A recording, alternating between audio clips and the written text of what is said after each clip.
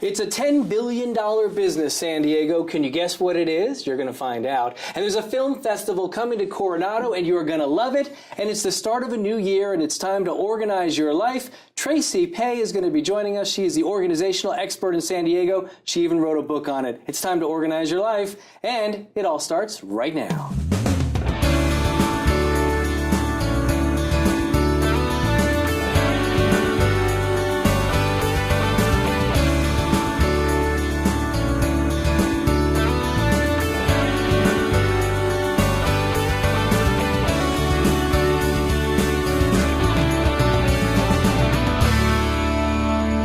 Studio 3, and it's your San Diego. It's our inaugural episode, and I just want to say thank you to everybody who's helped put this together today. It's a wonderful show, and it's really all about San Diego. It's everything relating from north to south, to east to west county, and there's no better person than to kick off our first episode than Joe Terzi, the head of the San Diego Tourism Authority. Joe, thank you for joining us. Hey, thank you and congratulations. This is great. Well, thank you very much. I'm glad to have you on because, you know, a couple of things. First of all, it's the start of a new year. We just had an amazing year last year, and tell me a little bit about some of the highlights. Yeah, we did. Last year was a record year for San Diego tourism. We as you mentioned, it's almost a $10 billion direct impact industry. That's direct, not indirect is almost $14 billion. That's hard for people to imagine. $10 billion. Yes, $10 billion with a B. And where does all the money go? Well, I mean, it fuels the San Diego economy. Tourism is one of the three major components of the tourism economy. Is one of three, the military and then all of the innovation economy and the business that's growing in San Diego are really the three legs to the stool, but tourism's very important in San Diego. And how lucky are we that we live in a city that everyone wants to come to? Yeah, absolutely. You know, we're very fortunate to be in a city that's highly sought after by tourists. It's sought after by large conventions and people that want to get away. It's just a great destination. Yeah, and it's a family destination. Which absolutely. And I'm not picking on other cities, but if you had a choice of somewhere to go in the first week of February, and you had a choice between Detroit or San Diego, what are you going to choose? Well, we're not going to pick on Detroit because I have a lot of friends that live back there. But I'm just saying, you know, you think to yourself, where can we go on vacation? And this is the place to go. Sure. I mean, our job is really to sell San Diego to the world, not just to people in the U.S., but we work really hard to raise the visibility of San Diego around the world. So when people think about where do we want to go into the U.S., we want San Diego to be one of the top of the mind awareness places that people think about. We need to go to California, but we also need to go to San Diego in California. Right. When I was saying a little while ago before we started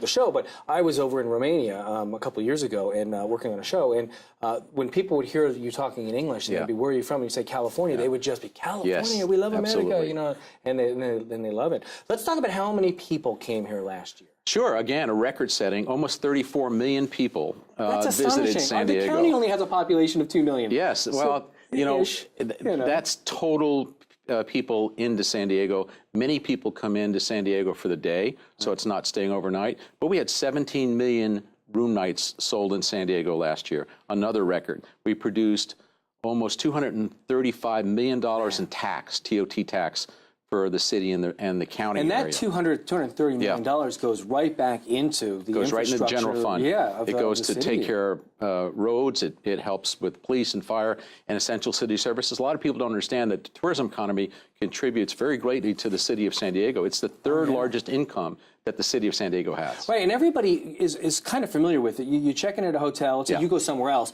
and then whether it's Vegas or whether it's, you know, I don't know, Orlando, Florida, there's a tax on your hotel stay, and that's where that money goes. Sure, that's what it's called the transient occupancy tax. In the city of San Diego, that's 10.5%. And let's talk about some of the big conventions of last year. Before we start talking about what's ahead, we had some doozies last year. Comic-Con was enormous. Comic-Con, again, we're so fortunate. We had a record-setting year with Comic-Con. Right. And right after Comic-Con, we have a convention called ESRI that's been here for almost 18 years. Everyone looks at Comic-Con, but we have ESRI and Comic-Con back-to-back, which take up most of July.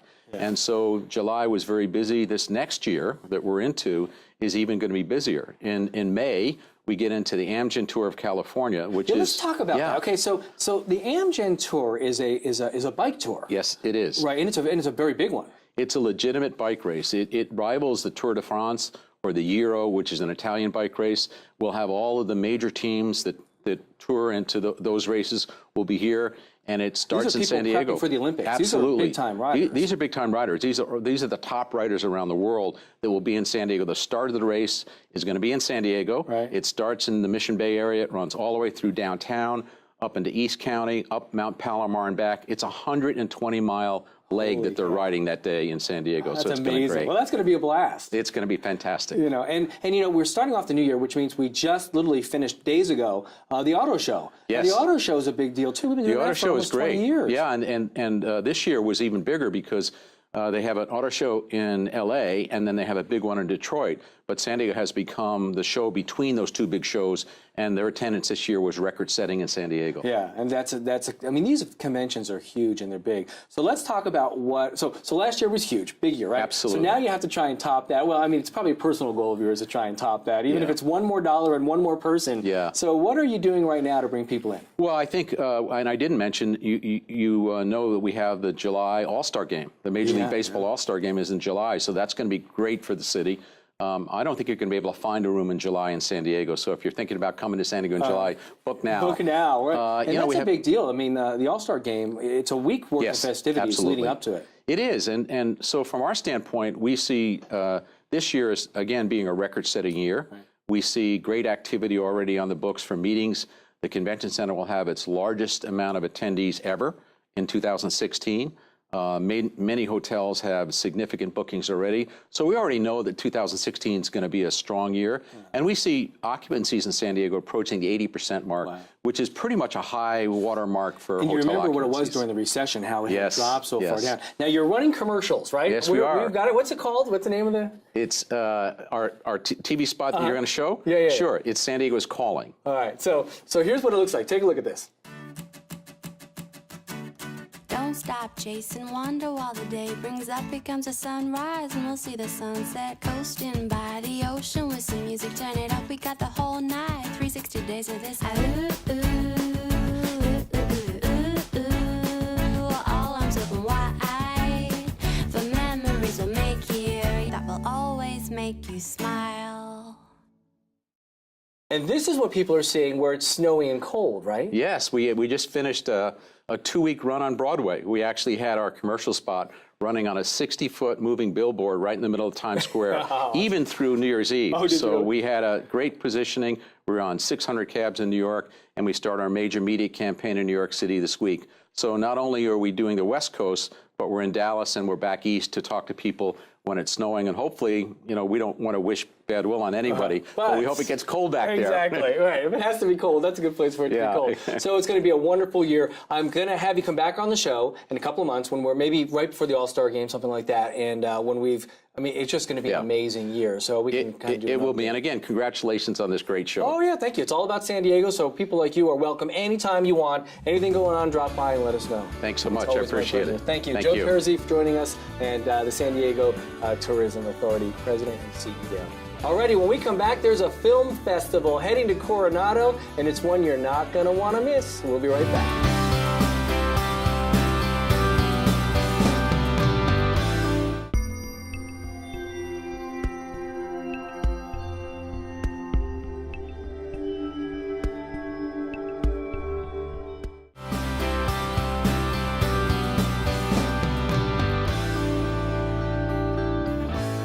There's a film festival coming to Coronado. It's the Coronado Island Film Festival, and it is going to be one heck of a time. And with us to talk about it in the inaugural year is Doug St. Dennis. Doug, good morning. Good morning. I know before we show your shopping, Doug, wait a minute. So it's it's Doug Howard St. Dennis. Douglas Howard Mustin St. Dennis, yes.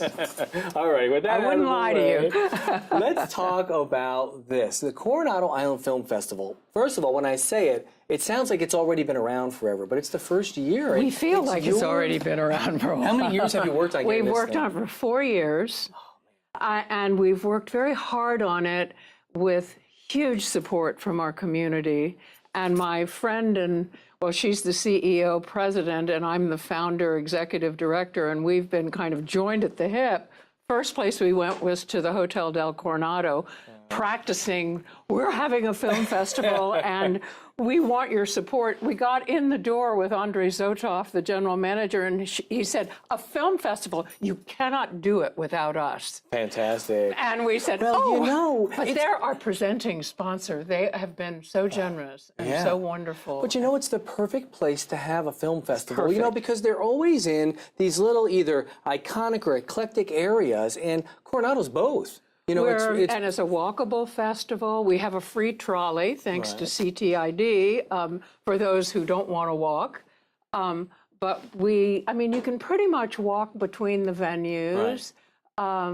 We have the support, I mean, our city of Coronado. Let's talk about the history of films in the history. Coronado, because, I mean, you know, I hold this thing up and I kind of joke around about it, but really everybody, let me bring this over, because this is the big picture, right? Everybody knows about that. right now, I bring this out here, you want to be able to see me behind it, but, you know, we were talking about, let me move my trusty mic out of the way. This is what, you know, most people think of when they think of Coronado in the movies, right? Some Like It Hot, Marilyn Monroe. This movie was absolutely a home run. It was an off the chart, and it put the Hotel Del on the map.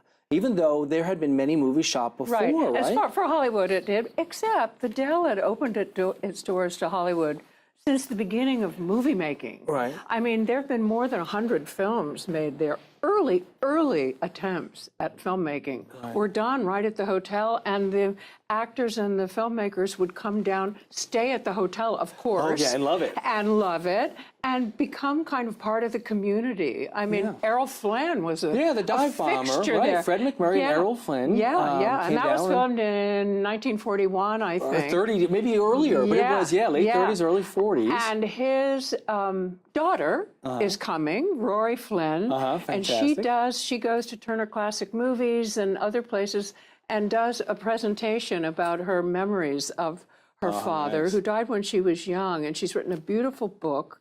And then her son, Errol's grandson, who looks just like his grandfather and is an actor, he's introducing the movie Dive Bomber. So it's a very special time. And we are, speaking of Some Like It Hot, we have Chris Lemmon, who is the son of Jack Lemmon, an actor, musician, just like his father.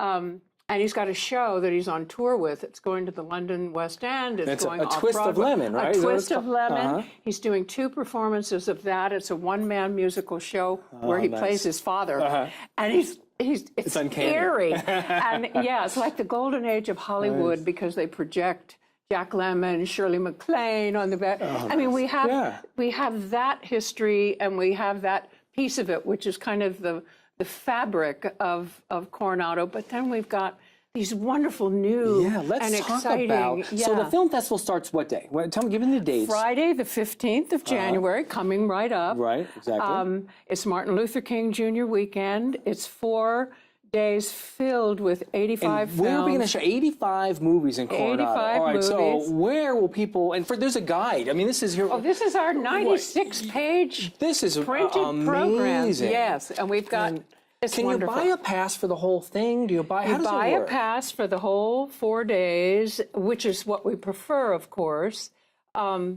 And you do that on our website, which is if you just Google Coronado Island Film Festival. Yeah, it's up on the screen right now, so you can take a look at it. It'll come up, and you can get passes that way. But if you don't want to buy a pass and you see something you want to come to, you can stand in a rush line. And for $25 cash or what, $12 cash. If there's open seats, you get to go. If we have seats in there, you get to go. But we've got, you know, how many venues? We've got 4 film venues, and then we have panels. The panels are a really exciting part of the festival. Sure. And always my favorite part going to a festival. We have a Meet the Critics panel because our honorary jury president happens to be the one and only Leonard Maltin, who has been wonderful helping us shape this film festival. And he was brought to us by my co-executive producer, Andy Friedenberg, who founded the Cinema Society of San Diego. And is very well connected. Very well connected. My gosh. he is the reason we have these good films. He has such good studio connections. Let's talk about some of the films, and we have some clips so that people at home can see some of these. And again, the films, some are independent, and we're going to announce how the thing kicks off in a minute, and then there are big studio productions. But one or two of them are kind of heavy material. One is India's Daughter. Take a look at this real quick. Brutal gang rape of a 23-year-old girl on her way home from a movie triggered an awakening that took many by surprise.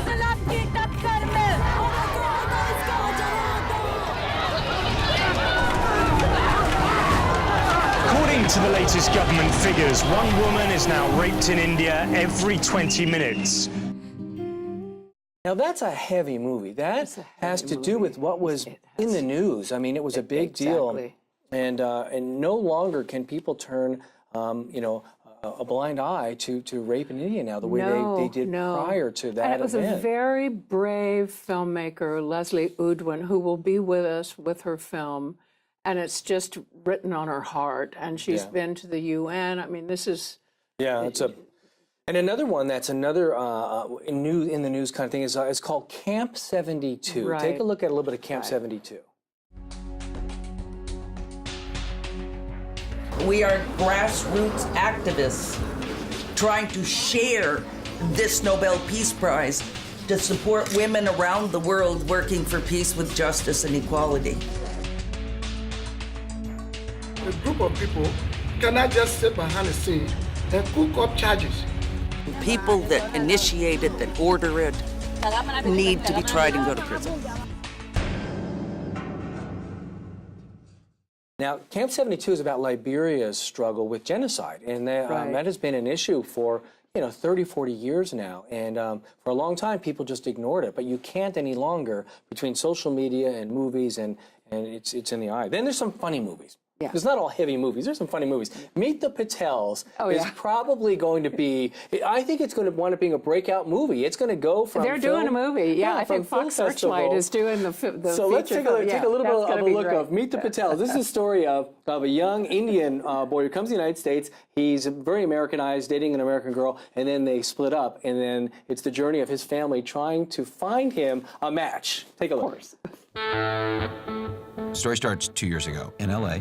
I had just broken up with Audrey, and I was miserable. We'd been together for 2 years, and I had never told mom and dad about her. In fact, they were freaking out because, here I was, almost 30, never married, which in our culture is like Code red. Code red. Dad sent me 20 pictures and resumes of matrimonial candidates, which is totally normal, right? How are we going to set it up? It's not going to happen automatically. I don't want you guys jumping and getting all these other people involved. We'll support you, Pedro. This is the most unnecessary pep speech I've ever done in my life. And then another movie which is really interesting is called Coming Through the Rye. That is really interesting. That is, James Sadwith did that film, and I understand that it's kind of autobiographical. And he will be there, as will his two stars, who are Stefania Owen and Alex Wolff.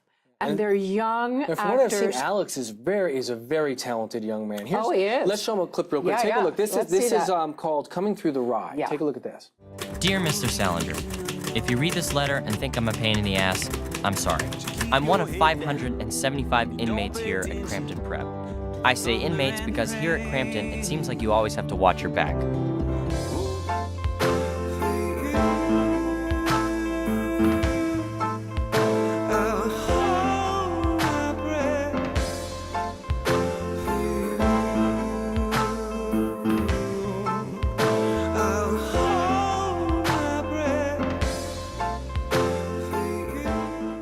And then another movie, which is very interesting, is Wampler's Ascent. Wampler's Ascent. That's Steve Wampler and his wife Elizabeth and Jacques Spitzer, who's in Coronado and actually designed our website for us. He directed and edited. Steve Wampler was born with cerebral palsy. I mean, anyone else would think he was very disabled. He is the most incredible spirit, and he has his nonprofit is called Camp Wamp, where he takes children who are disabled challenged like he was growing up, and takes them to camp and lets them know and in that this they movie, can, he's climbing El he's Capitan. climbing El Capitan, and it was to raise completely money. handicapped, and he's in it's really it's very, very uplifting. Yeah. Okay, so the Coronado Island Film Festival, January 15th through the 18th. Get your 90-something page. 96. This is bigger than a phone book now. You can get this whole entire thing on our website and turn the pages page by page. Yes. Okay, so it's really amazing. So you want to spend a few days absolutely immersed in the indie film business as well as some of the big movies. Now it all kicks off right on the 15th with a special big-time Disney movie. That's right, The Finest Hours, which is Walt Disney. It's a pre-release feature, and it's about a very daring Coast Guard rescue off the East Coast in a huge storm back in 1952. Oh, it's a true story, yeah. It's a true story. And what's interesting about it is that the head of the Coast Guard, Captain John Spainer, is going to be there. And nice. we also have the producer of this film is going to be there. And then the following day, we have the Military in the Movies panel down at our Marriott Hotel on the Bay. Oh, we've got it all planned. You guys have done it's just a gonna be fantastic wonderful. job. All right, so don't miss it, right? It's the first year of the Coronado Island Film Festival, and it starts January 15th, runs through the 18th, and we are going to be giving away at the end of the show 2 sets of passes to go to that. So stick around. We'll be right back in a couple of minutes. It's the start of the new year, and it's the perfect time to organize your life, and we have the perfect person coming to help us do that. You'll be meeting Tracy Payne in just a minute.